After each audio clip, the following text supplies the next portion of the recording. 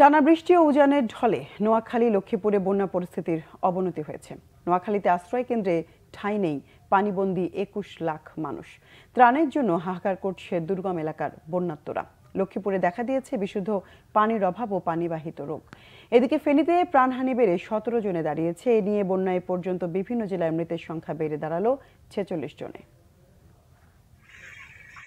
নোয়াখালীতে এখনো ৮ উপজেলার ৮৭টি ইউনিয়নের ২১,২৫,৫০০ মানুষ পানিবন্দী।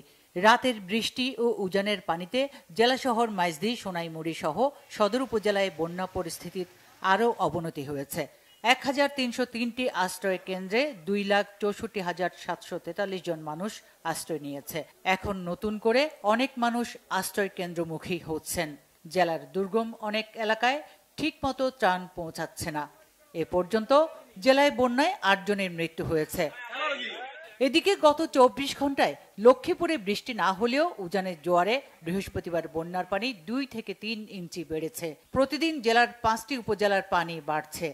চরম ভোগান্তিতে বন্যা দুর্গতরা। পানিবন্দী অন্তত ৮.৫ লাখ মানুষ। জেলার সদর উপজেলা, রায়পুর, রামগঞ্জ, কমলনগর ও রামগতি উপজেলায় প্রায় ৯০% গ্রামীণ রাস্তা, ঘরবাড়ি পানির নিচে। দেখা দিয়েছে বিশুদ্ধ পানির অভাব ও পানিবাহিত রোগ।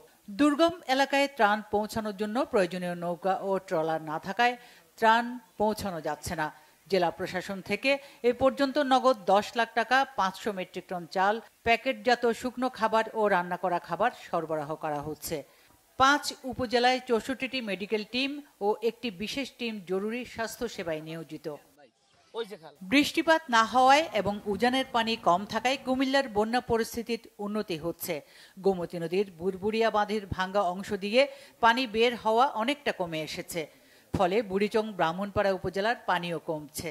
এছাড়া প্লাবিত কুমিল্লার দক্ষিণাঞ্চল, লাকসাম, মনোহরগঞ্জ, ১৪গ্রাম উপজেলায় বন্যার পানি নেমে যাচ্ছে। জেলা প্রশাসন জানায়, জেলার ১০,৭৮,০০০ মানুষ পানিবন্দী। ৭২৪টি আশ্রয় কেন্দ্রে ৭৮,০০০-এরও বেশি মানুষ আশ্রয় নিয়েছে।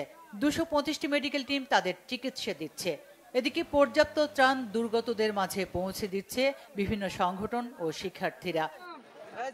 Bangla vision news desk.